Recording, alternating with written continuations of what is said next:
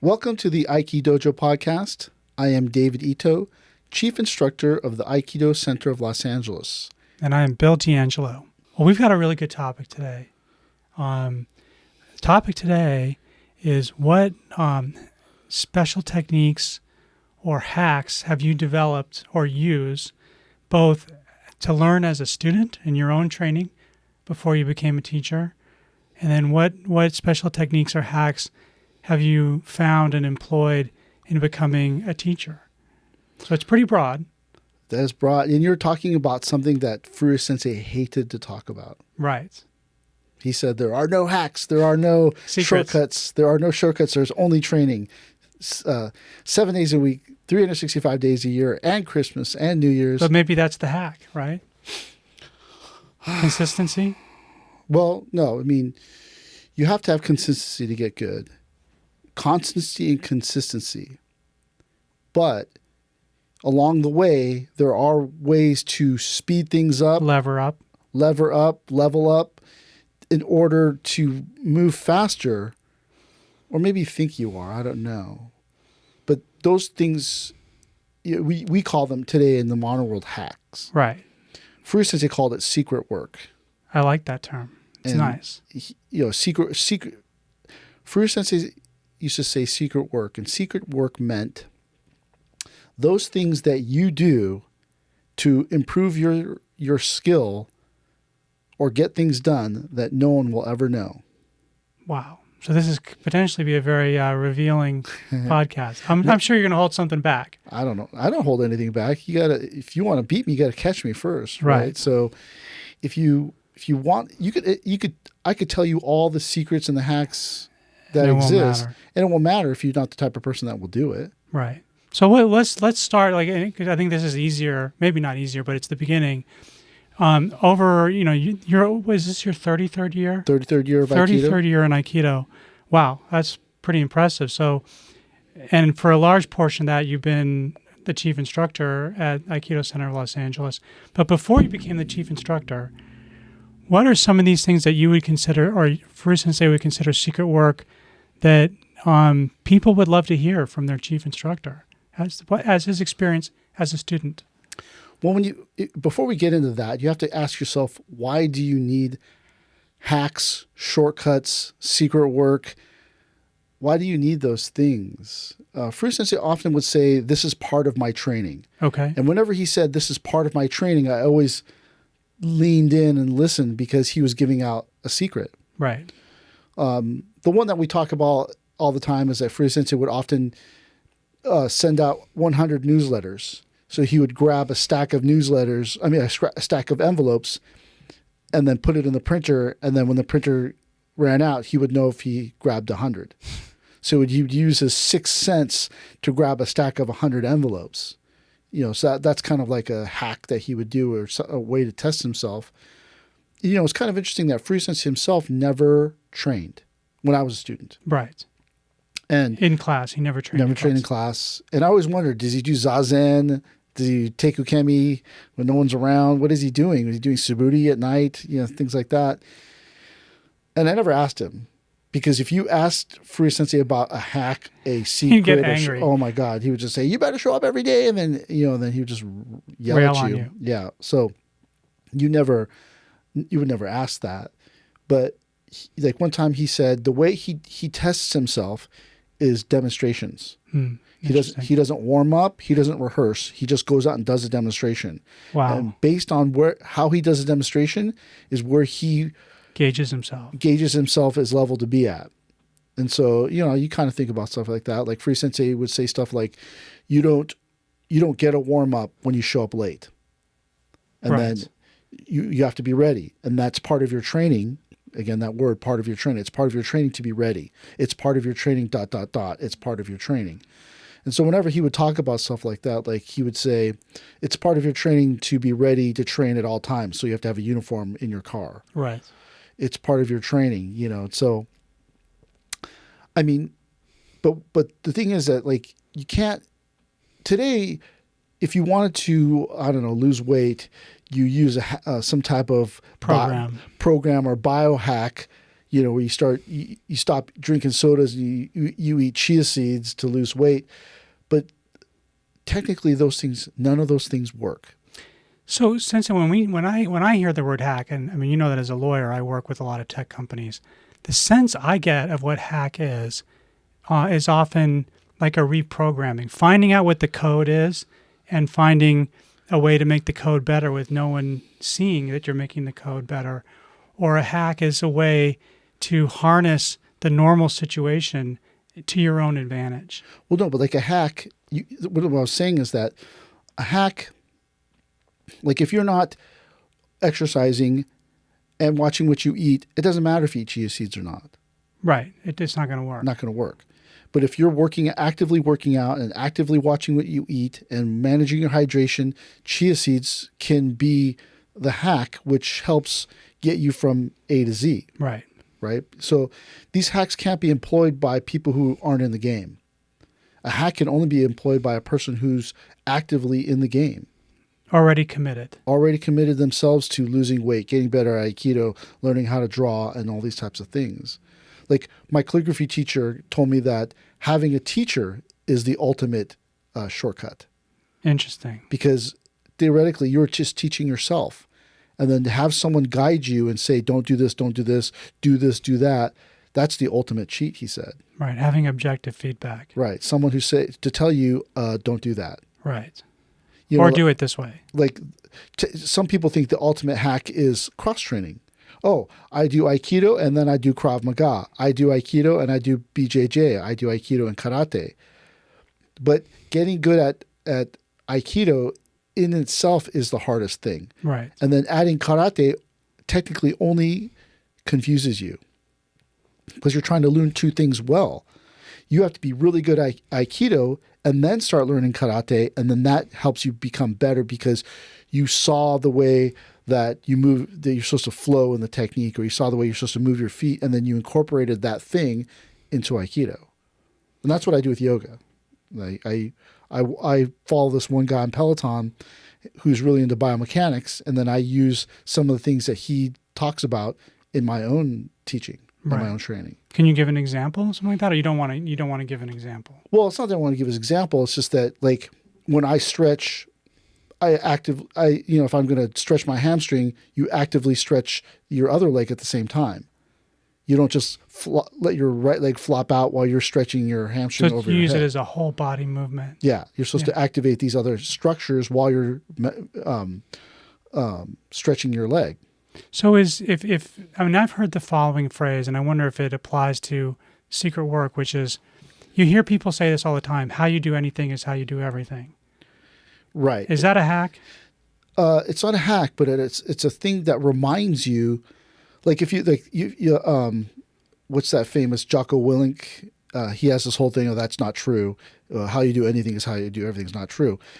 But on a certain level, it is true. So that's where you think, like Bruce Lee said, there are no forms. Yeah, because Bruce Lee's up here. Right. But the person down here needs forms. If you don't know how to punch, you got to learn how to punch. Right. And how you learn how to punch is by following a traditional form: boxing, karate, taekwondo, something like that. Right. You don't just go, well, Bruce Lee said there are no forms. Like punching stuff, and then you break your hand. Right. Right. So how you do anything is how you do everything doesn't necessarily apply up here.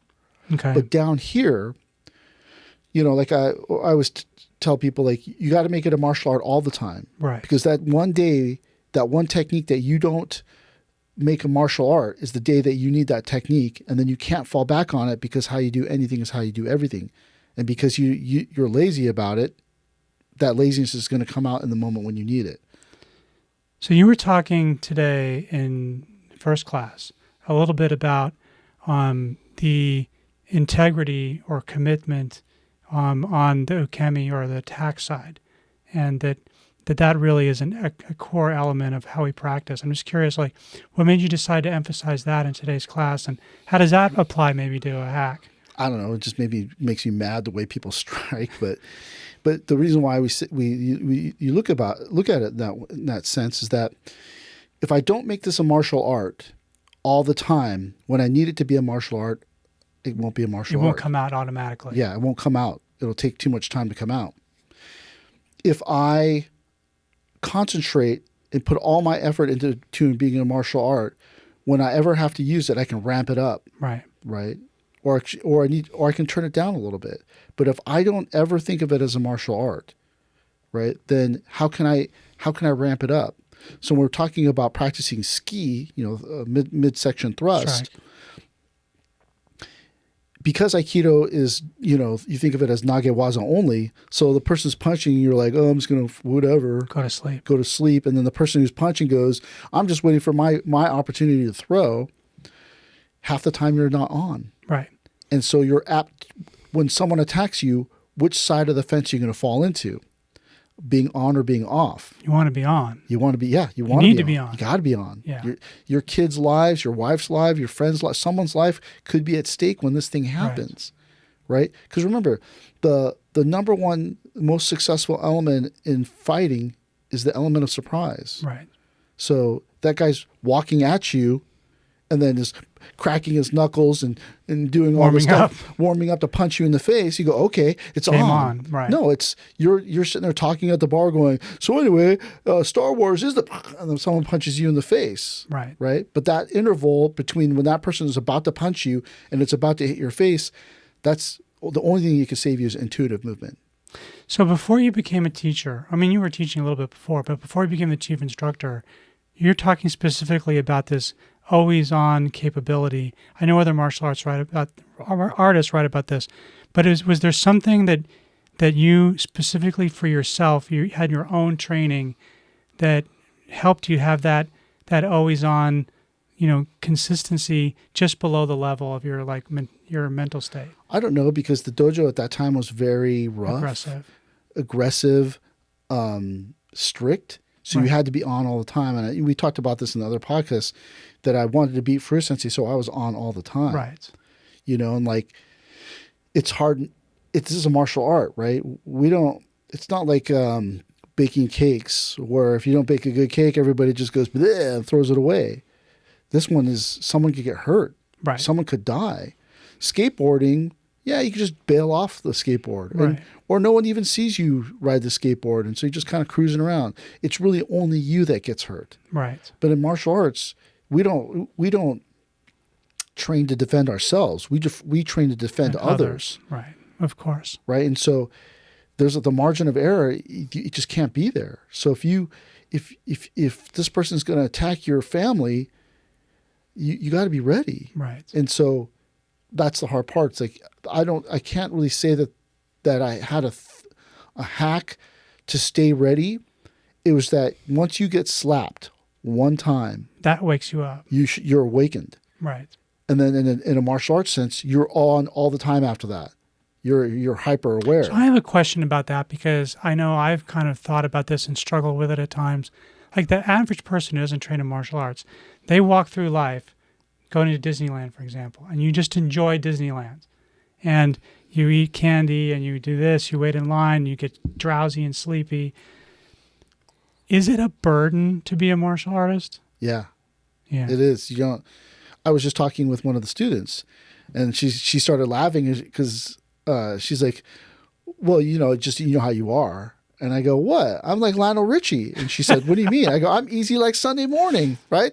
I go, actually, Sunday's my worst day. And then she just laughed. She goes, oh, you're not, right? But you're not, because like, for instance, just the other day, there's a pizza place, Italian restaurant across the street from my office. Okay.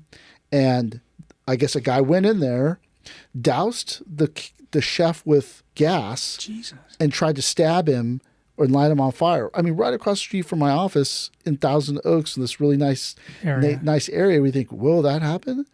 So when that element of surprise, that thing that happens, yeah, it doesn't happen, right in front of you all the time. But just the other day, there was a massive brawl at Disneyland. Oh, really? I didn't see the news on that. Yeah. And so you think that nothing can happen to you, right? And so you're sitting around going, oh, nothing could ever happen to me. And largely it does not. Right. Right. But like, if you're a lawyer, you're not thinking about at any time I could be sued, but it happens. Right. And when it happens, you have to be ready. Yeah. And we talked about this in another podcast where I don't wear flip-flops. Right. I don't, I do all these things to make sure, but then that enables my kid not to get hit by a car. Right. That enables my family not to. You're ready at all times. Yeah. And you're hoping that you can be ready, which we can't be 100% ready, but maybe we could be 80%, Right. 91%, but so it's not that it is a burden to be this way, but it's something that is part of my personality. Right. My personality has always been this way. It always anticipates, it always looks ahead. And maybe because my dad was kind of a jerk, or the way in which I grew up was not very nice, and maybe that I shouldn't be this way, because maybe I need to get to this place up here where how you do anything is how you do everything is not true. Right. But it's not true because you have to let it go. So, one of the things that I think I struggle with this always on mentality, we talked about the Disneyland effect where people are just wandering around in a stupor, having a great time. Do you find that your yoga practice helps you stay focused and like open-minded when it might otherwise find the martial arts mentality is a little bit stressful? I don't find it as being stressful, but I find it as being a burden because I think of all the time about levels getting bad, hamstrings getting tight, my low back's getting tight, my vision's getting worse as I get older, and then that's where how you do anything is how you do everything doesn't apply anymore. Right. Because now you can't be that person at all times. You realize you needed that facade to get good, but once you get good, you realize it's a facade. Okay. Because you can't drive your car like that every day. Right. You can't. Who can afford to have caches of prepping supplies at every Location. 2 mile juncture from here to your house so that you can walk home and be ready and there's a gun? I mean, it's just too much. Right. And so it's not so much it's a burden, it's your personality. But once you see behind the facade of being like that, it's not facade. Once you see behind that, that's not necessarily necessary anymore, then you start to think, how you do anything and how you do everything only applies in the beginning. And Right. later on, it doesn't apply anymore. And that when you think about, yes, I can eat chia seeds to lose weight, but really I should stop drinking soda. Right. It's probably Eating ice cream. Eating ice cream is probably faster than just adding chia seeds to your diet. And then I miraculously lost weight. Because anytime you miraculously lose weight, you should go to the doctor. Right, because it's not a good sign. That is what we call in health a red flag. Right. When you look at any red flag symptom, have you recently lost a lot of weight? And I'm so happy about it. Yeah, I have. It's great. Yeah. Well, let me ask you another question. You're talking about getting to that always on mentality that's kind of like ready but not like anxious. Is there anything that you recall, like from when you first started training as a student, is there something that you affirmatively said, I'm going to change this about myself, and it made me a better student? No, I had to become a student, and that took 6 months. Wow. Because before you were just a guy showing up for a workout. Hey, what's up? Do some push-ups? Yeah, let's do some subruti. Yeah, whatever. Just showing up. After that 6 months is where I had to become committed because I wanted to win. Right. And like one little weird hack, we used to have carpet. And I think you were a student when we had carpet. Yeah, when you still had it.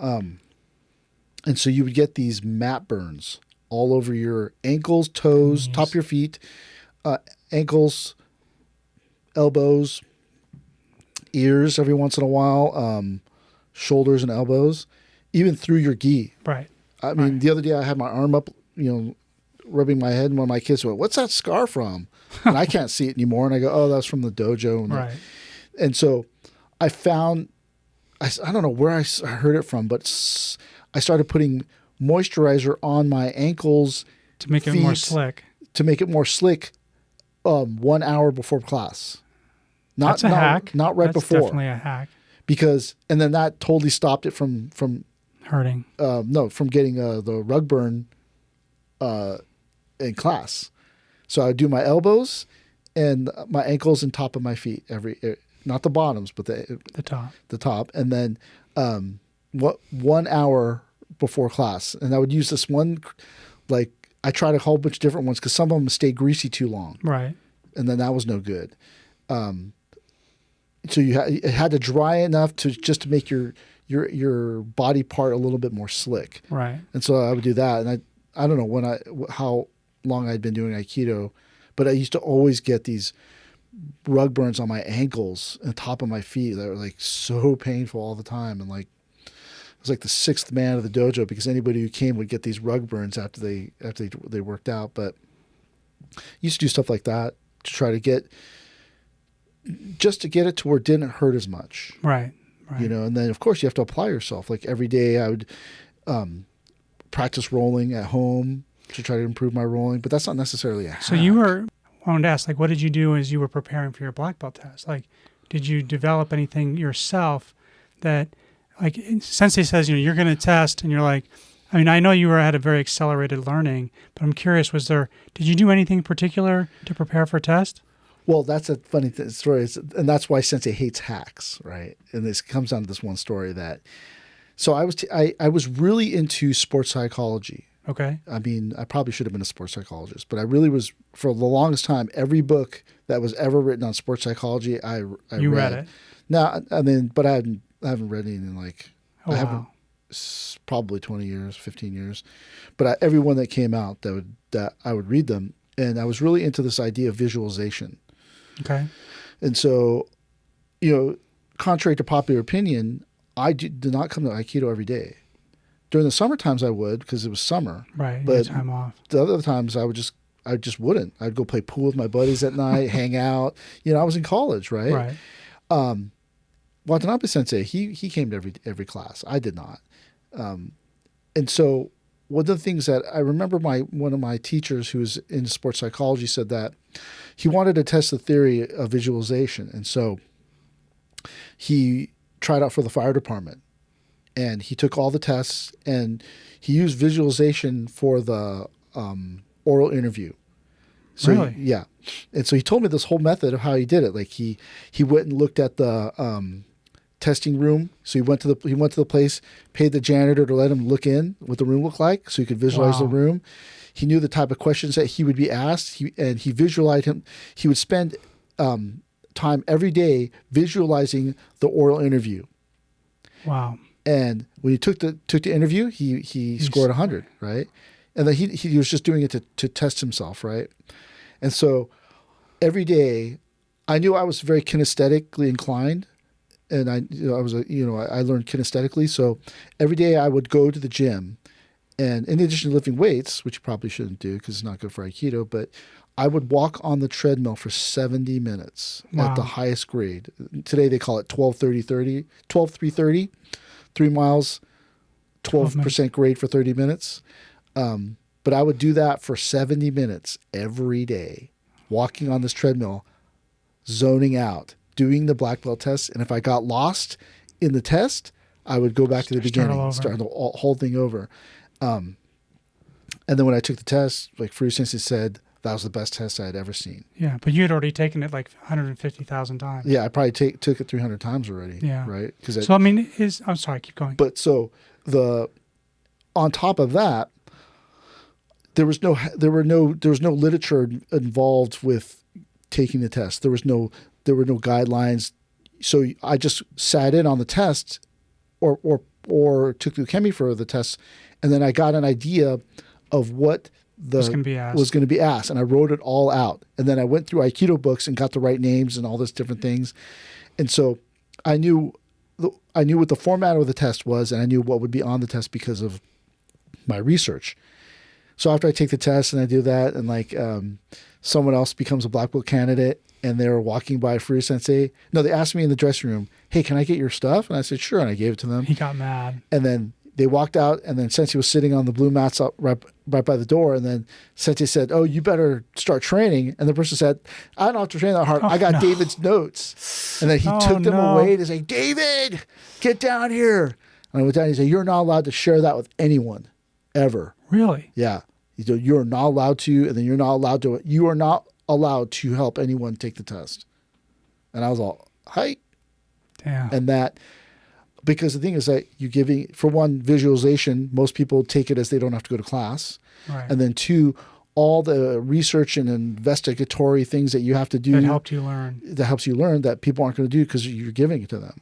Right. And so I was banned from giving anyone my notes, and I was banned from helping anyone prepare for the test.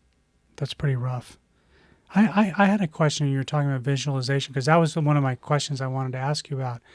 But as a sports physiologist, as a Chinese doctor, medicine doctor, my very limited understanding of visualization is that for certain actions that you visualize, it engages the exact part of your brain that does the actual action or technique. So like if I imagine really well doing Ikkyo Irimi from Shomanuchi, when I go run that through my brain, the movie, that's the part of my brain that will actually do the technique. Yeah, and muscles. And muscles too. They've done all these studies that and hook these like Olympic athletes up to these sensors, and then while they're visualizing their event, the muscle groups were firing while they were doing it. So that's pretty trippy. Yeah, and your brain. So there's this idea that your brain cannot. That's why I always tell the students: watch Furuya Sensei's videos, listen to them, but don't watch them or listen to them. Just have them going. Right. And then your unconscious mind will pick up on it. So there's this theory that the unconscious mind cannot tell if it's you doing it or you seeing it. Wow. Okay. So the more you visualize, the more you watch Furuya Sensei's videos, the movements start to become part into your body. Internalized. Yeah, internalized. And then before you know it, you're just doing it, and you don't even know how you're doing it. That almost seems to me like one of the greatest hacks or learning techniques that is in existence for any activity. Yeah, and then you just need to find a place where you're comfortable enough to see the forest through the trees. So you go, oh, like when I go to Japan, and Doshu or Dojo Cho's teaching some technique that I've never seen before, which doesn't really happen.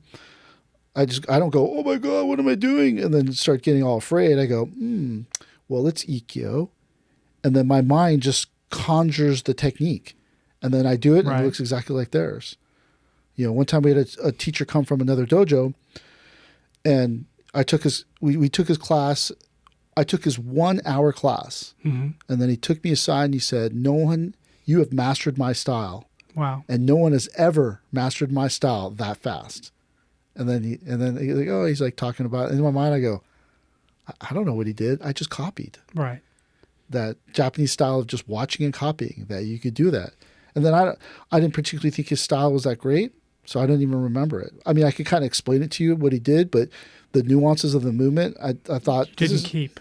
Well, it didn't keep because this is very archaic Aikido. Right. When I go to Hawaii, I'm going to interview Yoshida Sensei, and I'm going to actually use a question about that as the theme of the podcast. But that when you go somewhere, you should just be able to watch and copy, and that watching and copying is a form of visualization. So you watch once you get good at watching, you're just visualizing. So is there, talking about visualization? My sense is that, like, when you take a class as a student, and also when you teach, that sometimes you will do a movement, you'll short circuit yourself by doing it the way you think it's supposed to be instead of the way it actually is. Yeah. I noticed that with myself and when I'm teaching, that some of the easiest corrections are when people are doing something from some other thing, not only in martial art, but just the way that they move. They're thinking this is it without actually just looking at you as the teacher and copying it. Well, some of it's judgment. Oh, I don't know about this. What is that guy doing? Why is he talking like this? I don't like that. Your conscious mind is being engaged. Right. So someone told me that if your tongue is moving, your conscious mind is engaged. Wow. I don't know how true that is and all that type of stuff, but like when you're watching the technique, you have to be like completely neutral and like a sponge. So you watch the technique and then you go and then you just go do it. You don't go, I don't know, what's he doing? Why is he doing it like that? Oh, this is so stupid. Well, you're not analyzing. Your conscious mind is thinking. Right. So because your conscious mind is thinking, you can't absorb. supposedly your conscious mind can only take in 1,000 bits of information, something like that. Knock on wood, don't hold me to that number. 1,000 bits of information, but your subconscious mind can take in 100,000 or 100 million bits of information. That's crazy. It's like it's that crazy of a gap between your conscious and subconscious mind. So when you watch the technique and you're thinking, and you're judging, your conscious mind can't take it in, and then they go, and you go, and then you go, I'm just going to do my own thing. So that reminds me of something that we've talked about, maybe not on the podcast, but we certainly have talked about it. How you have a procedure in Aikido exams, that if you get the person, the testee, tired enough, that ability to self-judge gets short-circuited, and that's kind of like a hack too, right? That is a hack, and I did it I've done it a bunch of times, but well, maybe explain what the hack is first, and then say what you do or don't do anymore. So the idea is that you cannot think when you're so tired, right? You're just so tired you can only move or give up. Right. And so most people don't want to give up, they just move. And then once they can do that, there's like this breakthrough that happens. Generally, you try to do it to them. Hopefully they have done it in class and then they've already got it. But sometimes you do it in the black belt test, because the thing is that there's something there that they really, really want and they won't quit. So one method I used to use is that we would do a 6:30 a.m. intensive class. So you train from 6:30 to 8, and then everyone is just thrashing you. Right. And then you go to breakfast. Oh, wait, let me back up. So this idea is that you train Friday night. Right. You spend the night at the dojo. Don't sleep. Everyone's acting ridiculous, so you don't sleep. We have 6:30 a.m. class, 6:30 to 8 o'clock. You go to breakfast, and then you come back and you take the 9 a.m., the 10 a.m., and the 11 a.m. class. You're fried. And then you take the test an hour later. So you're already super tired, and and then when you take the test, you can no longer go, oh, I don't know, what do you think it should be? Your mind just shuts off. Right. Because it has to, because you're so tired, it cannot allocate energy to run your conscious mind. So you kind of, in a certain sense, go unconscious, and you're just moving. You see that in Ranger School too. Oh, really? Yeah. If you watch like these Navy SEAL and Ranger things where people just stop moving through conscious thought and they just start doing it. And then if you trained yourself properly, you can just reassemble that rifle. Right. You can do the techniques. But there's this really weird watershed moment that happens, is that once you're so tired and you just start moving, your conscious mind shuts off, and then you start to your body just starts moving. And then from that point on, you're changed. Right. Because that intuitive movement just came in, ran in through that door when your conscious mind opened it. So why did it sound like you were going to go off in a different direction and say that you don't use this technique as much anymore? Is it a safety issue, or? No, it's a cruelty issue. You think it's too cruel? Yeah. It's to do that to people is, really it's a young person's thing. Yeah. Right. Because it takes so much physicalness. Yeah. But yeah, if I had my way, I'd do that for every black belt test, for every rank, first, second, third, fourth, because that will force you to get to this level where you no longer move consciously. It's all intuitive, instinctive. So you hear about like I love to read about sports psychology and sports medicine, that like maybe you do or don't remember this, but the Bulgarians used to be really famous for their weightlifting in the 70s and 80s, and they had this coach that they would 7 days a week do all two Olympic lifts every day, working up to a max every day. And one of the things the coach said was, he said that this type of training, which you might call severe or torture, taught you how to work when your mind or your body says it can't. Yes. It's all mind games. David Goggins' book, You Can't Hurt Me, I think it's called. It's all mind games. Well, he's telling you these stories, but what he's basically telling you, these are mind games he plays with himself. Right. And then they just have stories of his life sprinkled in. But all those things he's talking about, taking souls and all that stuff, those are all mind games you play with yourself and with other people that you don't realize how much you have left in the tank. Right. Because you think you don't, but you do. Right. Like David Goggins, I think it's either 40 or 60%. He said that the moment when you want to give up, you're only really hitting like 40 or 60%. I remember reading that. That's really kind of crazy. And it's 100% true. I totally believe that. When you're ready to give up, you're really at only like 40 or 60, maybe 50%. Because your conscious mind goes, oh, I don't want to do this anymore. I'm going to get hurt. And then your conscious mind starts telling you stories. Right.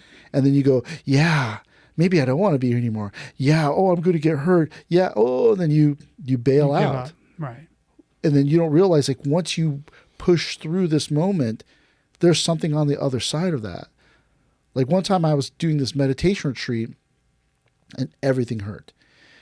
And then I remember sitting till there's a point where like your legs fall asleep. And then, when your legs fall asleep, it starts to hurt. Yeah. And it was so painful. And then you couldn't move. We did this one. There was this one where you're not allowed to move. And it was like so painful. And I was like, oh my God. And then there was this moment where it just broke through. Wow. After like 40 minutes. And then you were sitting, your legs fell asleep, it broke through, and you just, at the hour mark, you just got up and walked around. And you're like, wait, what happened to the pain? Right. Like, oh, there's a breakthrough that happens. And then you go, oh, wow. And then you try to break through with your mind in every little thing that you do. If you do not achieve your goals, whatever your goal is, the reason why you did not achieve your goals is because you talked yourself out of it. I think that's like the biggest hack. And I know it. And whenever I don't achieve this goal, I go, I know I talked myself into giving up. Yeah. Oh, I better, I don't eat ice cream all that often. Oh, pizza. This is my favorite pizza place, even though I don't like this pizza. All these little things. I'm never going to eat pizza again. Oh. And then it's just a mind game you play. So a lot of these hacks, like we bring it back to this idea of eating chia seeds helps you lose weight.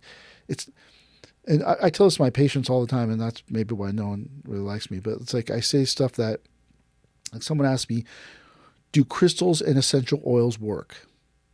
And I said, I don't know. But what I do know is that when I smell that essential oil, or when I hold that crystal in my hand, for that one moment, I am mindful. So if we think of this idea of forgiving people, and I smell, eucalyptus or lavender that helps me forgive people, that one moment when I go and breathe it in, I am mindful of forgiveness. When I hold that stone and I say, forgiveness is for me, forgiveness is for me, holding that stone in that one moment is being mindful. So does it work? Yes and no.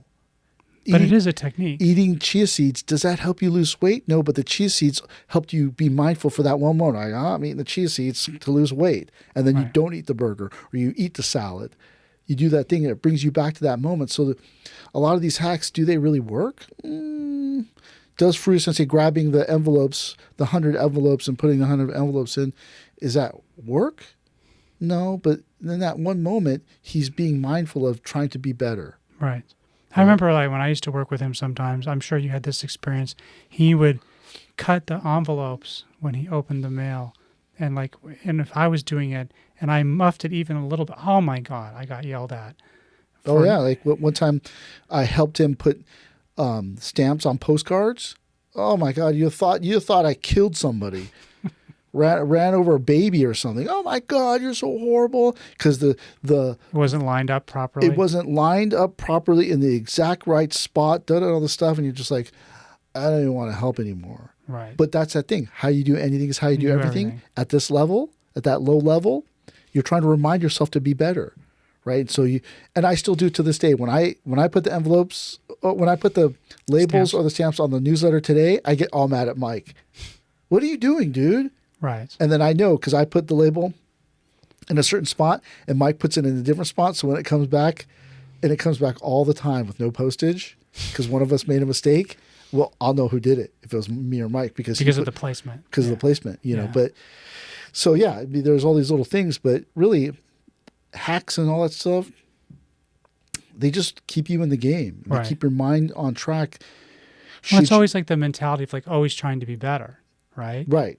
And then if you're mindful of trying to be better, the hack helps you be better, right? So you if you're going to cross train and do Krav Maga and Aikido, Krav Maga doesn't make you better at Aikido. In fact, on a certain level, it makes you worse.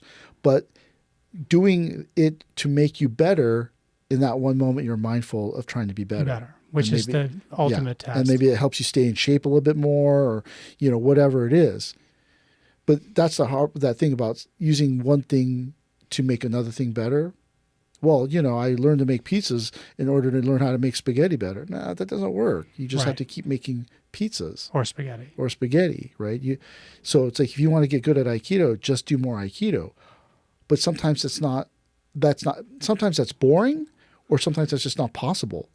But having that mindset of saying to yourself, walking on the treadmill didn't make me better at Aikido, but it made me mindful of it for 70 minutes. And the mindfulness training is the ultimate test. Is the ultimate hack. Yeah, ultimate hack and test, I would imagine. Yeah, and so I could tell you all kinds of little crazy things I used to do, but, being mindful of that moment, putting moisturizer on my ankles and knees and all that stuff. Again, that one moment is that one moment. And you think about it from this idea of like neuroplasticity. We talked about this before. Right, we've talked about neuroplasticity. If I put the moisturizer on my ankles for that one moment, the next day my mind will create the neurotransmitter of being mindful of training. It'll make 100. But if I don't, it makes 99. Right. So every time you do that, it builds it for neuroplasticity and speed. It builds a neurotransmitter for that thing. Right. So whatever it is, right? If you want to get, I don't tie my belt like Watanabe Sensei does, or like most people in the world. I tie it in a square knot. Let's just move on in life. But a person who's really trying to be mindful of their training, that one moment of mindfulness could help them. Right. I don't need that because my mindfulness is a different level. Right. Right. And so you think every little thing anything you can do to be more mindful is a hack, as part of your training. And is that why, for instance, you would say that, and he wouldn't say this, but maybe what he was thinking is, don't try to develop hacks, because if you just come to practice, often enough, that's all you need. It's all you need, right? It's tried and true. A hack, you get bored of the hack. Doing yoga for Aikido, you get bored of it, and then you stop doing it, and then because you stop doing it, now you're not mindful. So you didn't come to class because you're going to do yoga, and then you missed out on training. You stop doing yoga, then it's just void, right? And then some people need that, right? If you read Donald Miller's Hero on a Mission, he talks about we have to always have a mission. Once your mission ends, you have to start a new one. Yeah, so you win that race, the next day you start to get like this fallout depression from it, because you have to always be on mission as human beings. So if we think about this idea of always having to be on mission, hacks are just an interesting way to stay in the game. So one of the things I think about that might be a Furuya Sensei technique, maybe not a hack, is we still have it here, but I remember when I first started training, and this was something new to me, I remember looking up on the bulletin board and there was 2 or 3 one-pagers with different sayings. Like, today's not your day, tomorrow's not your day, I don't think it looks good for you at all, you're probably not going to get what you want. But there were 3 or 4 of these. I think one of the other one that might still be up is you can't buy back a moment of your life. A moment of your life. With $1 million. And these sort of like things to meditate on, that when you start to feel them, maybe that creates a better learning capability. Well, again, it's that moment of mindfulness, right? For every proverb, there's a proverb that's the anti-proverb. Right. Right. So you think, oh yeah, Sun Tzu said this, or all those things. But again, it just helps you get through the day. Well, live every day as if it's your last. Right. That helps you get through the day, right? Or sometimes you just kill yourself. Like it's all those things are the proverbs, idioms, and all those things they're just how to get through the moment. Because some people that idiom works here but does not work here. Right. Some days this proverb works here but not there, and so they're just to help you get through the day. Because I know we both like to do this, but how has reading affected your learning capability? Because I know you're a wide-ranging reader. I was a wide reader, but I can't read anymore. because my ADHD and I don't take medication. Makes it too hard to read. Yeah. But you've read a lot. Did you find it was helpful? Oh yeah, totally. Yeah. Because, and the funny thing is, like you read something and then you go, I don't get it. But then 2 years later, 6 months later, a while later, you'll go, oh shoot, that's what they mean. Right. Like when D.T. Suzuki is talking about Katsujin Ken, Sachujin Ken, that type of thing, where like the sword that gives life, the sword that takes life. Right. You think, oh, what does that mean? The sword, and then you don't really understand. But then later on, you read something else, and then it kind of, you go, oh, yeah, on a certain level, the sword, it is not you who kills, even though it is you are the hand that wields it. The sword kills because it's an instrument of death. It's sharp, it cuts, but it's not you that kills. And this, when you back it out a little bit, you go, oh, so then if I don't have the intention in my heart, then it's not killing. Oh, well then it's just the intention. But then if I don't have the intention in my heart, then I don't need to draw the sword. Right. Oh, it's a sword that gives. Oh, I know what you're talking about. And then you kind of like, it's just a mental game. It's just a thought experiment. We think, yeah, the sword gives life. The sword takes life. Well, the sword takes life. It kills people. It gives life because it kills the person that was going to kill people. So it gave people back their lives. That's a very rudimentary way to think about it. But when you think about this idea of intentionality, yeah, the sword kills all on its own. But then you start thinking from this concept of intentionality, the concept of fatalism, the concept, and you go, oh wow, and you think, and you start to think about it, and then you no longer want to beat people up or kill people because you spent all this time thinking about what does it mean, the sword that gives life or the sword that takes life. Yeah, I mean, so we've talked about intentionality, mental focus, commitment, significant training. But it's for that student that's listening to this podcast to jump ahead, not ahead of other people, but just to jump ahead. They're listening to this. What's the one thing or two things that you can take from either your experience as a teacher or a student, or what you've watched other people improve on? What are some of those other than the things we've already spoken about? Well, I mean, that's the thing. Like I've been philosophizing about hacks and secret work and all that type of stuff, but maybe people want to know some of the things that I would do. Yeah, well, and we should talk about that. One time, we had these 20 visitors from Japan come, and then so each of us had to take 5 people in the car, and one guy ahead of me had all the girls in his car, and he drove all fast, and I'm not from LA City, and so I got lost on the way home, and then there was a festival on Broadway, and I had to get off like 3 miles away from the dojo and all this stuff, and when I finally got back to the hotel, I think I was 30 minutes late. Oh man. Sensei went off on me. Just like, I mean, he didn't want to hear it. Just went off on me. We saw the Japanese visitors in the hotel, came out to the car, went off on me, slammed the door. And then I was so mad. And then I went home and this is before, GPS and the internet. I looked up all of Sensei's favorite restaurants in the phone book, got the addresses, got out the Thomas guide, and then made my own maps of how to get back to the dojo for every single one of his restaurants. And by the act of making the map enabled me to figure out how to get there and back without having to look at the map. But that was like this thing where I wanted to beat Sensei. And so I said, okay, I made these maps. And then I was rarely if ever got caught in a situation where I didn't know how to get back to the dojo. Because even if I'd never been to this restaurant before, I go, wait, that one restaurant I do know is 3 blocks from here. So if I drive in that direction, I'll just use that one method to get home. So I would make these maps, right? So is preparation in a sense a hack? Yeah, being prepared. Yeah. So, and I do that in everything I do now, right? If I'm going to go someplace, I look it up, and I look at the GPS map first and try to memorize it and then drive there. Even now. Even though I still just use, and I'm horrible with directions. I have no sense of direction. And so GPS really works So well. you use Waze I use Waze for Everything. everywhere I go, even when I drive home.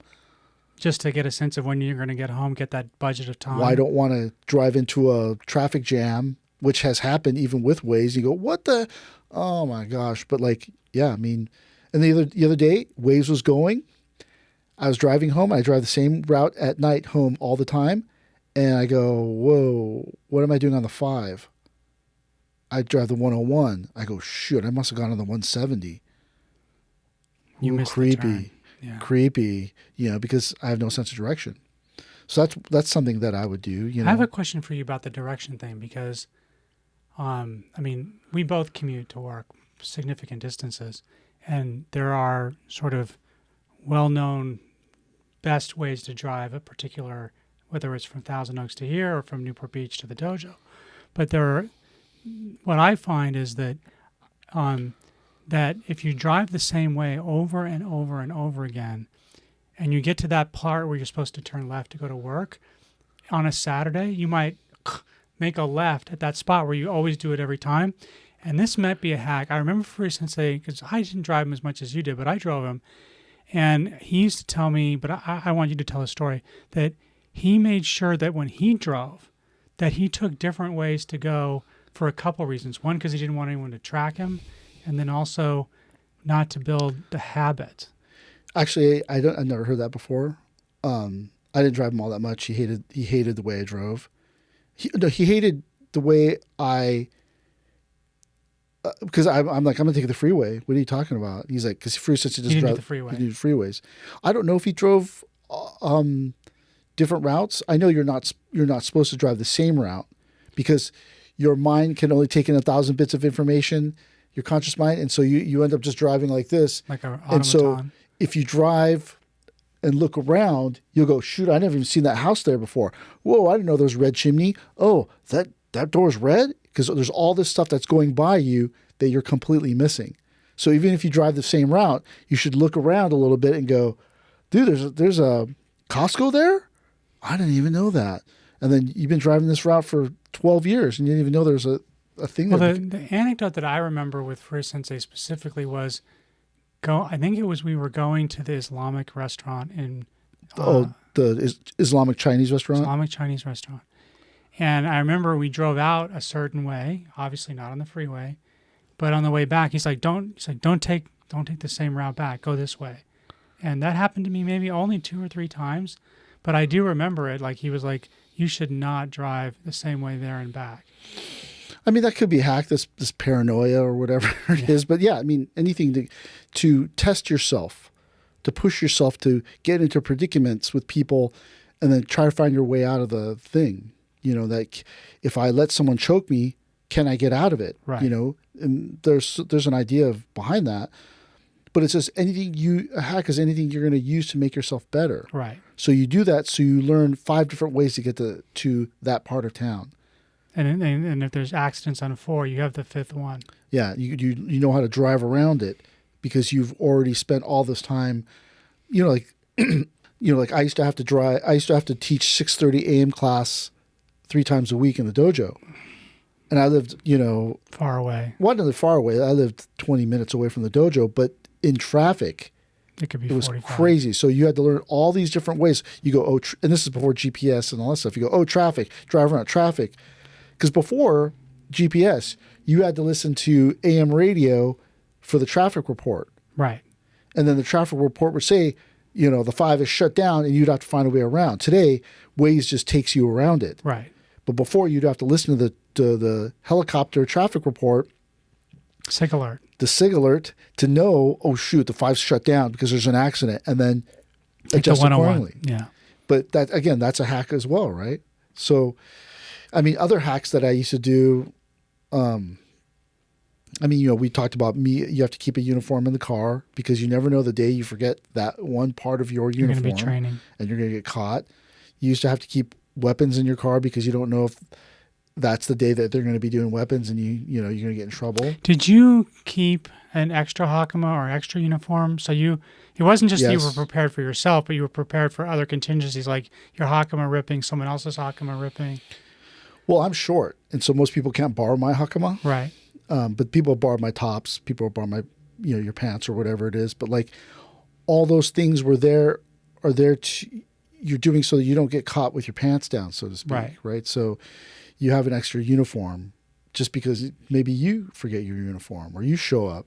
And then the reason why you had to have that extra uniform, it is to be prepared, but you're going to set sensei off because you forgot your top. Right. So if I just go back to the car and get my top, hand it to you secretly, hand it to you on the down low, maybe you don't set sensei off, and then we all don't have a horrible class day because you forgot to bring your thing. So it's a hack that helps you and helps other people too.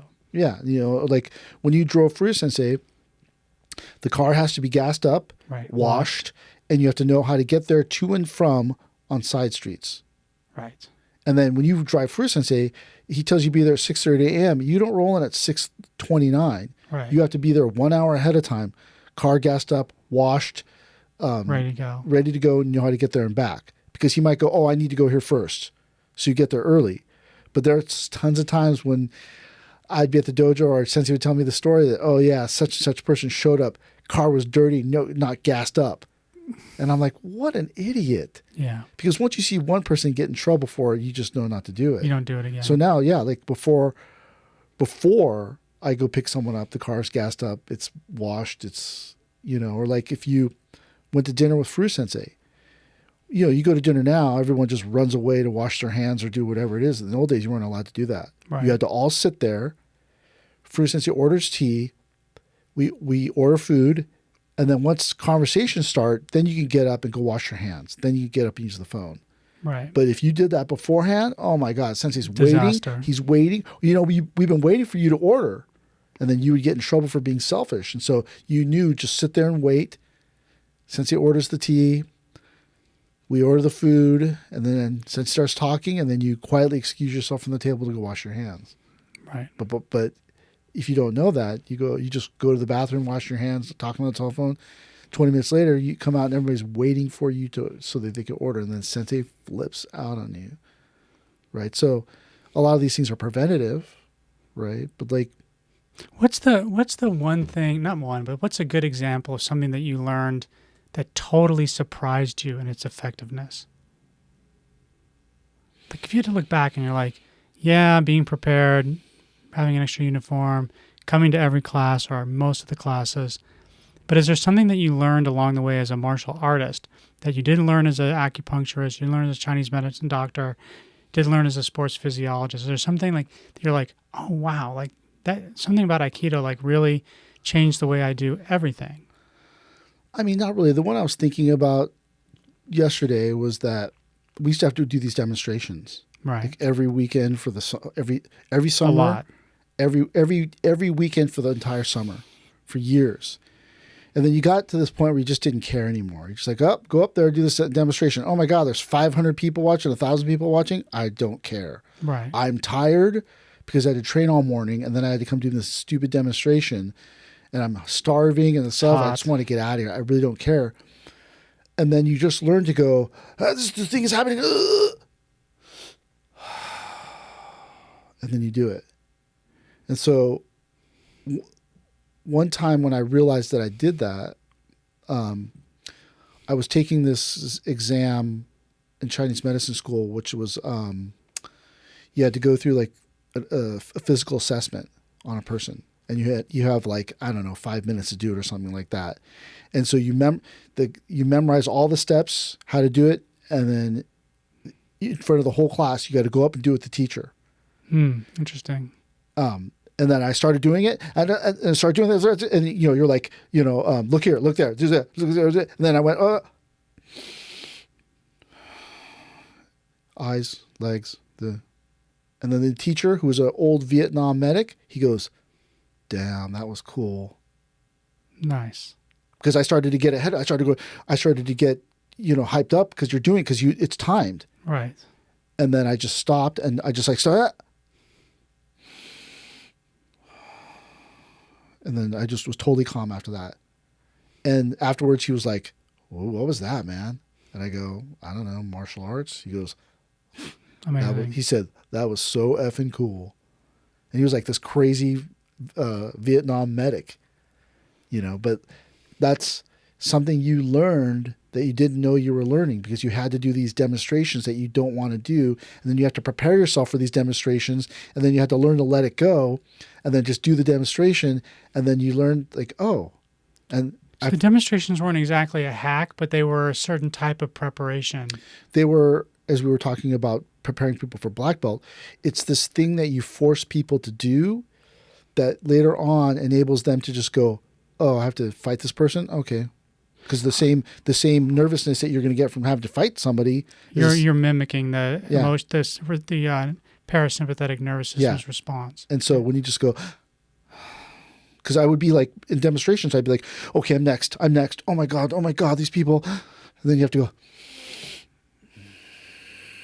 and then calm yourself, and then just go out there and do it. Because if you did a bad demonstration or you got hurt or something happened, was bad, Sensei would get mad at you. And then because he got mad at you, he's upset. He's going to get mad at everybody, so everybody's mad at you. I saw, this is just a collateral effect of it. But I remember back in the day when we used to do demonstrations all the time, that it encouraged people to practice outside of class, like who they were training with, get a routine done. Well, yeah, that's because you're afraid of looking stupid, right. So you're gonna apply yourself. But that's the hack. The hack is to create this mental thing in your mind which you think is going to help you, right? So you say to yourself, oh man, I'm going to have to demonstrate someday, so I better practice after class. Even though that's not even a thing right now. Right, doesn't happen. Right, or you go, I'm going to have to fight Bill at class tomorrow, so I better stay in shape. Because when I was a student, I did a ton of cardio. Yeah. I mean, I ran or walked in the treadmill almost every day for decades. Years. Because when I would go, oh, I'm kind of tired, I don't feel like walking on the treadmill, I don't feel like working out, I'd do that old Masahiko Kimoto thing. If they train 1 hour, I will train 3. Right. That you always were trying to stay ahead of other people. And so I would do a ton of cardio so that when I took the class, you wouldn't get tired.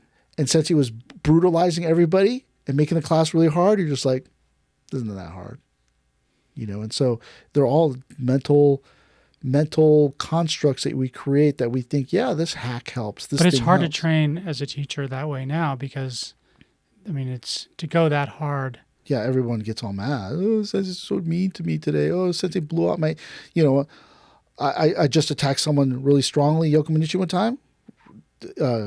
He rolled his ankle. He just collapsed. I didn't even touch him. And you go, okay. Or the other day I trained really hard with people, and I didn't train hard in a way in which I threw them hard. I just didn't let them throw me easily. Right. And then someone's like, oh, I hurt my neck because of that. And someone's like, oh, and you're like, but then that's that thing, right? Like how you do anything and how you do everything at this level, you can't do that anymore. One thing I remember you telling me, it's got to be 10 years now, is I had a injury. I don't know what it was, a knee or a hamstring, but I was out for like 2 or 3 weeks. And I remember you made me sit and watch the class and really look. And like that in and of itself was, I don't know if it's a hack, but it was a technique you used, at least for me when I was injured, on how to stay engaged. Not just coming and looking at class, but like coming and like using that time to absorb. Well, yeah. So like I would tell people, if you're injured, you still have to come to class. Right. I mean, I don't do that anymore to people. It's too cruel. But the reason why you do that is because you have to sit back and ask yourself, what are my tendencies? I have a tendency to quit. I have a tendency to be this. I have a tendency. These are my tendencies. And then you build a hack to force you not to fall into those tendencies. Those traps. Yeah. So like, let's say you got injured. Well, my tendency is to get depression. My tendency is to worry. My tendencies and then isolate, and my tendencies for this not to become part of my schedule. All right. So I still go. I still dress out, and I sit and watch, because at least it took away some of those tendencies that you might have done, and then you end up quitting because of it. You go, I know myself, and this is what I'm going to fall into. So I go, okay. This is the one I always think about, like every day, and I go, I got to stop doing this, is that when you don't work out as much, you can't eat as much. But I find myself still eating that same level of, hey, I'll just get 2 hamburgers. Why don't do that? You don't train as much anymore. You don't need that. Right. You don't need all those calories anymore. Okay, can't do that. But your mind wants the 2 hamburgers. Your mind wants 2 hamburgers, but it's also some of it is, you're used to getting 2 hamburgers. Right. You're used to buying a double, even though you probably could get away with a single.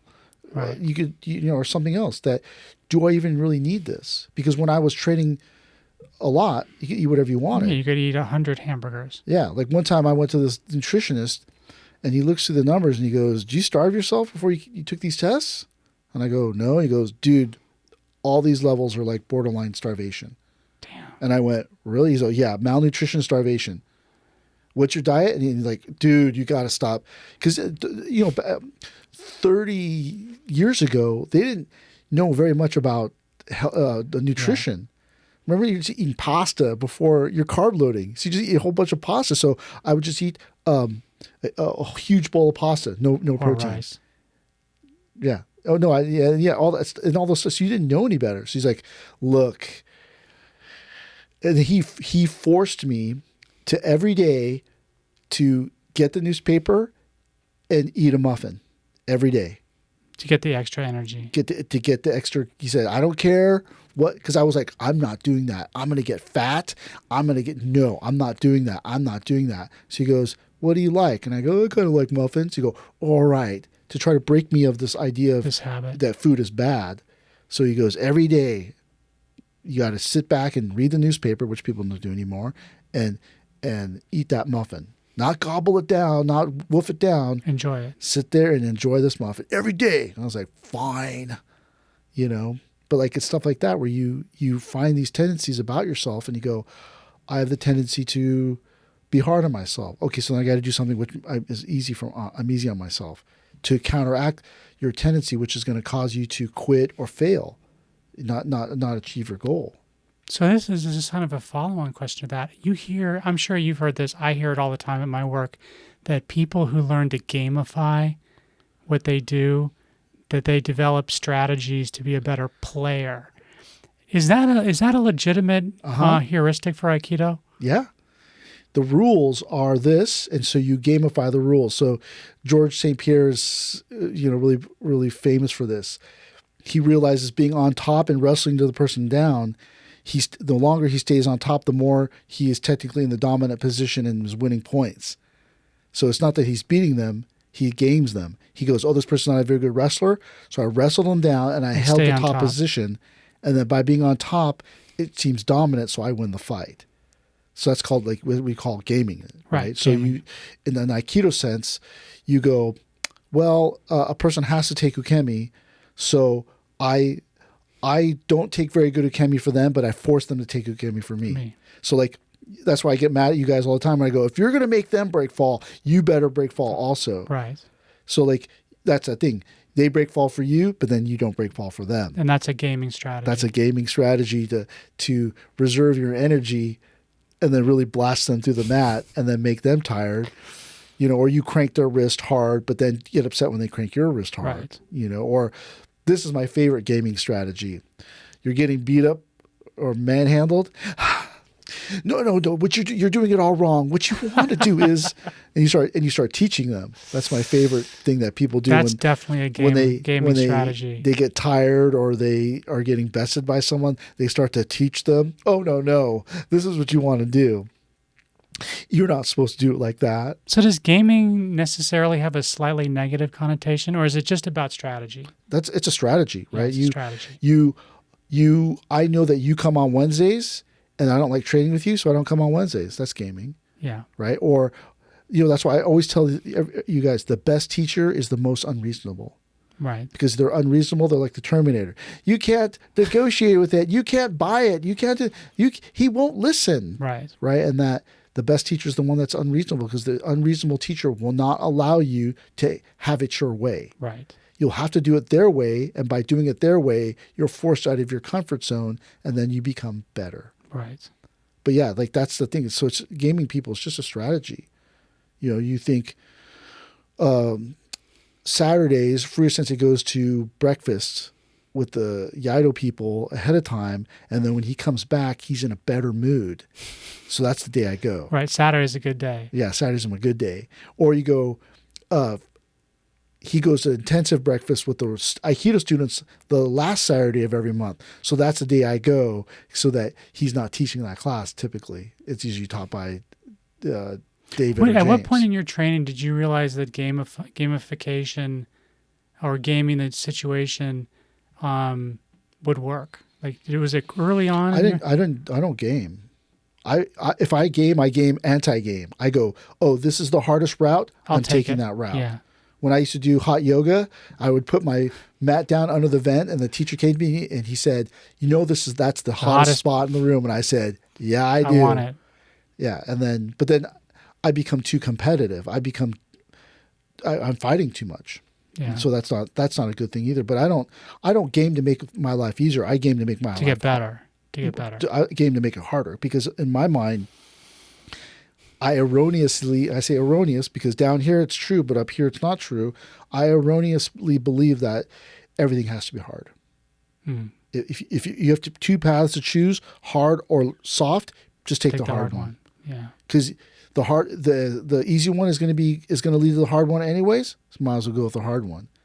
And I don't know if today, being 52 years old and having done Aikido for 30 years, is that the best way? I don't know. I mean, because now I do everything that way. Oh, it's going to be hard. I'll make it hard. And does your life need to be that hard all the time? I don't know. So when you think about gaming and that idea, I don't know how to make life easy. If I go, hey, can you fold these newsletters? And you go, well, I'll just do it myself. Right. Because you already displayed that you don't have the desire to dive in, so I'll just do it myself. Like they were talking about the volunteer thing we're doing next weekend. And there's some people that are like, I can't come, so if I don't go, who's going to do it? And I said, I'll just do it myself. And then people go, I don't want you to do it, Sensei. And I'm like, if you don't come and you don't have the commitment to come, I guess I'll just do it myself. Yeah. But it's hard, right? Because people don't. If I cannot force you as the teacher or to your friend, you have to want to do it. You have to want to become better. You have to want to find a hack and a shortcut to make this better, this easier. But if you don't want to, then I can't force you. Oh, you better be better. You better be better. Yeah, we all should be better. So did you ever have, that you can think of, like a lull in your training where you looked at yourself and you're like, I've got to change it up? No, it's always been the same. It's always been kill. And if I'm gonna set my sights on, it's kill, and never be beaten. I do my cardio because I never want to be beaten. Right. I still stretch every night for 2 hours before bed because it's trying to stay limber so that I don't get beaten. They might be able to dog me out cardio, but they'll not be able to crank my wrist because I'm not limber enough. But that's the thing. Like, I never had a lull.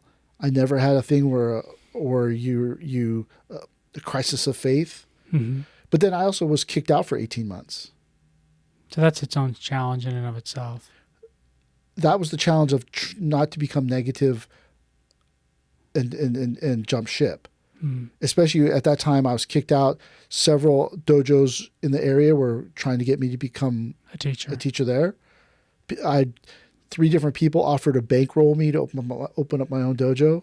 2 of the people were former students at this school. And then I was like, no, I said to myself, I'm going to see if what Furuya Sensei is saying is right. And then I spent time working on it. Yeah. Like I don't go to therapy now, but I wish I could. But I was with therapists for a long time before it was cool. Because I want to know. Like, I tell people what their problems are all the time. I try not to anymore. And people say, well, you don't want to be told what your problems are. And I go, oh, I do. If someone were to come to me and go, this is who you are, I would I would go, and then I would go home and go, is it true? Interesting. And then I would spend all this time trying to figure out if it was true or not, or even to some element of it's true. So I'm totally all about trying to make it better, become better. So I didn't really have even when I was kicked out, I didn't have a crisis of faith. I didn't think, oh, Aikido's fake, Aikido's or anything Yeah. like that. I just was like, I don't know what to do. I don't know how to become better. Furuya Sensei's only instruction was you have to learn to be more grateful and appreciative. And I was like, what the hell does that mean? I mean, today I understand it to be something different, but I spent a lot of time trying to figure it out. So, but I I still train myself by myself. No one knows this, but for maybe 6 months, I trained Mike privately. And then Wow. Furuya Sensei sent down the edict that no one was to speak to David at all and have no contact with him. And then I told Mike, can't call me, can't come by anymore, which is probably a bad thing. But I mean, I still train, right? I still was training in my mind. I was still, and it didn't hurt my technique when I came back after being away for 18 months. It took the edge off though. I wasn't as violent after that. Yeah. I didn't really care about being as violent, but I didn't have a lull that I know of. Did you ever have a lull?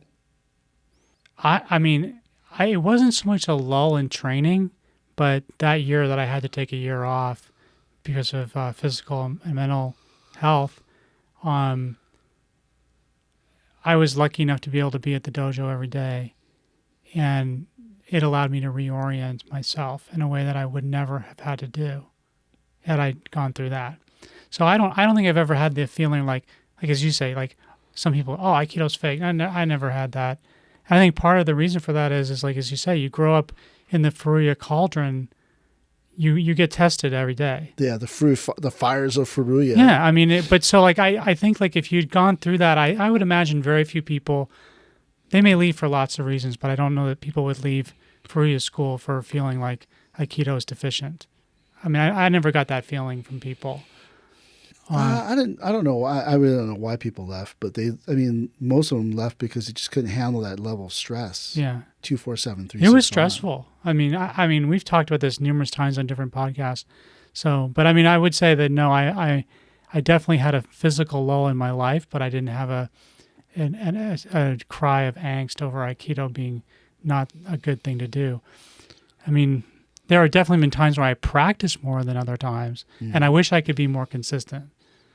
But at this point, like I try to look at consistency as still being excited by it, still wanting to be a participant, wanting to be a supporter of the dojo.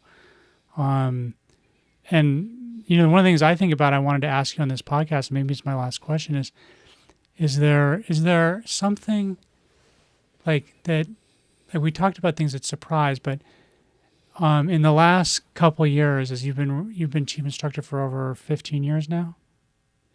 Yeah, it's like 15 years. Yeah, I think it's like 15 years. And we've talked about some things you've changed and going from like torturing the students to get them to get it to a certain point.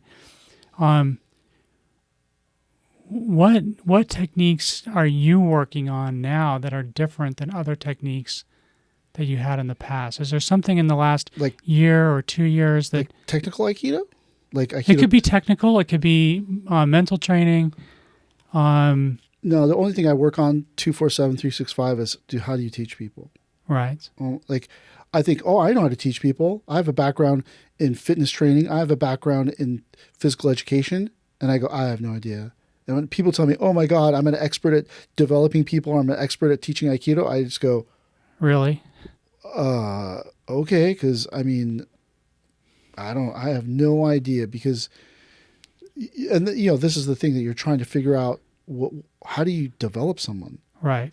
I could be brutal to people. I could be mean. I could take out my bad day on people. Anyone can do that. Right. But not everyone can develop someone that is difficult, that doesn't get it, that's not on the same page as everybody else. Right.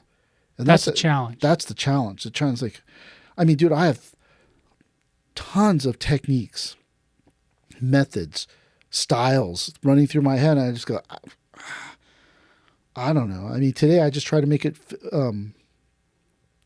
a physical class. Right. Because at the very least, people can stay in shape. Right. Right. And then I try not to talk too much because half the time I say these, I go, oh, this is this thing. And then later I go, I don't know. There was a while where I'd be creating my own techniques, and I still do. But then I go, this is just going to lead people astray because, man, you got to do your Ikkyo, Nikyo, Sankyo, Yonkyos. So, I mean, I don't really know. And so I spend a lot of time, if not every moment, going, I don't know how to teach people. I've started and stopped books on teaching, writing them. I mean, I've got tons of them written, half written, quarter laid out. And then I just go, I don't know what I'm doing, man. So, I mean, it's luck. When I look at these famous teachers, famous Shihans with 3 of their kids, like there's a teacher in Singapore, Philip Lee. He's, I think, like 3 sons and a daughter, or 2 sons and a daughter do Aikido. I go, how lucky. Right. How lucky that you're young enough to develop your kids to do it, and you were lucky enough that they wanted to do it. They love it. You're lucky. I mean, there's a tremendous amount of luck there. And you think, Yamada Sensei, he passed away not with a very clear succession plan. They have people that take over, but are they going to be Yamada Sensei level people? Kanai Sensei died. He didn't have anybody. Chiba Sensei died. He didn't have anybody. Right. Furuya Sensei died. Watanabe Sensei was gone. It was me. And then here today, I just go, how lucky it was that I was here. That you were available. How lucky are these other people in these other countries that happen to have someone that can take over their school? Shirakawa Ruji, his father is lucky that he has him, because it easily could have gone the other way. Sensei had more than one kid that didn't want to do Aikido. Third Doshu, same thing. And then you're lucky if this person goes, I'll do it. You go, oh my gosh, how lucky. And then to develop that person to become a competent teacher, even more lucky. Because you're lucky enough to get them. Now you're lucky enough that they were receptive or talented enough to become good. Right. And then I think, oh my God, I'm running out of time, but maybe I won't be lucky. Maybe other people will be lucky. Maybe this dojo won't last another generation, and it'll just be unlucky like that. But I spent a lot of time thinking about, how do you teach people? Well, I can use this method. I could scare them into being better. I could force them to being better. What's a method that you tried that definitely didn't work? Nobody is like me. You can't treat anyone like me. So then I'm the type of person where Sensei treated me poorly, I said, I'm going to beat you. And then I trained hard to beat him. Right. I do that to people. They go, I'm quitting. Oh my God, I'm going to go Deshi for the Dalai Lama now. And you go, okay, man. I mean, they go, oh, thank you so much. The Dalai Lama says I'm great. Word. Good job. Tell him I said hi. Tell him the bill is in the mail. But I can't, there's no one that is as serious as me. Yeah, like when Maria said this morning, you're not easy. And I go, I am easy. You're not. I know I'm not. Right. I'm super majime, which means strict. So I tried that. I tried giving it to people. Hey man, you could be better. Hey, you could be this person. You have talent. And then they went, I've got talent. I'm way more talented than you. I'm not listening to you ever again. You go, shoot. I tried being nice to people. Tried really giving it to people. They didn't want it. So today you just think you got to wait for the person who wants it. Right. Dude, there's so much information running around in my head. Technical information, philosophical, spiritual, that I just go, nobody wants it. Dude, I ask the students, hey, you read my blog? No, I don't read it. That's an interesting question. The blog is for the students, but have you found, since you've had to develop the discipline of writing almost every day? The blog is my training. That's part of my training. Yeah, that's how I develop myself. Because that's really hard to do. Most people cannot put pen to paper every day and write something interesting and original. I would write every day, except for people go, dude, you write dude, too many emails come from the dojo. And I go, okay, I'll just write every day. Dude, there's too, and then people, in a weird way, writing Monday through Friday, it's too difficult for people. Like, I mean, it's too much information to handle. I would prefer to write every day because I know my mind, it needs it to stay on track. But if I do that, people become overwhelmed with too many emails. I said, what if I just wrote and then just left on my blog, and then no one even comes to our website that I think, and they can just read it on my blog. And someone said, just knowing that it's there is overwhelming. And I go, so now I just write twice a week, Mondays and Fridays. Start the week, end the week. Yeah. But if I Had your way. had my way, I would write every day. So are you close now to a book? I am, but I did some research on writing a book, and interestingly enough, I didn't know if you know this, is that most books are 200 to 300 words per page. And I was going to write this, or maybe I still will, where I write an inspirational 300 word for every day. And then I think that's my new training, is that I'm going to try to write, because right now I just write. And Right. I usually end up writing close to 700 words. So I'm going to try to write 400 words, or maybe I'll try to write 500 words. But my next one is to become more succinct. Yeah. Compact. And say what you need to say quick, faster, or whatever it is. And then when I can get it down like that, then I'm going to go back and write like a 365 days of martial arts BS that comes out of my mouth. But that's the hard part. Like, I'm also trying not to overwhelm people with what I write or how much I write. Like, someone said, I save it up and I read it like once a month. And I go, that's a bunch of BS. Just say you don't read it. But then when Sensei was alive, I never read his blog either, because I lived it. The listserv stuff that he did. Yeah, all that stuff that he did. You lived it. And you're like, yeah, I remember that. Or, oh, he's writing about me today. But I write as part of my training. Right. I teach as part of my training. I write as part of my training, because now nobody wants me to beat them up in class. Right. And whenever I do, people just quit. And then they can't handle it. And then I can't fully express myself physically anymore. Not because I can't. Nobody wants that. Nobody wants to be taken out. Nobody wants to be jammed. No, and then they just go, or they take it wrong. They go, what a jerk. So you raise I think a really interesting question. Is countering a jam a heuristic? Is that a thing you need to go through? Jamming the jam? Jamming the jam. Countering someone jams you and you counteract their jam? Yeah. Yeah. I mean, if you're good, you can develop it. That is what I have a 10th degree black belt in jamming the jam. Yeah. But you can't jam. Right. You're not supposed to. And then when they jam you, depending on who they are, you have to just let them. But unjamming the jam or not letting them jam you, dude, that's my favorite thing in the whole wide world. But some people, if they try to jam you, they might end up getting hurt, right? I mean, is that part of the problem of unjamming the jam, is that it encourages destructive behavior? Because they have to hold. Most people can't. They only got one jam, so they're jamming it by holding strongly, and then you do the thing, and then because they're focusing solely on the jam, they're going to fall down. They lose the continuous connection. Or they fall down and get hurt, or they hurt their arm, or they tear their bicep, or they jam their finger, and then you go, oh well. And then what happens when I do it, I go, I feel all bad afterwards. And I go, why do I do that? I got to stop doing that. Yeah. And then I feel all bad because I was having a good time.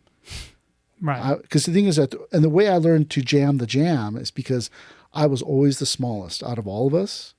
So they would go, oh, Bill, Ken, Bill, David. You, Shorty, let's do this. And I'd be like, what? And then and then I'd go, and then I learned how to jam their jams, right, and all this stuff. And like, you've heard the famous story that if anybody but David breaks his arm, I'll be upset. And then you go, I'll break anybody's arm, but so I think probably mind this podcast. Well, we probably didn't even make a point, but thank you for listening. If you have any questions, comments, leave them in the comment section. If you have a concept or an idea or a question, leave it in the comment section and we'll try to answer it. But thank you for watching or listening. Thank you very much.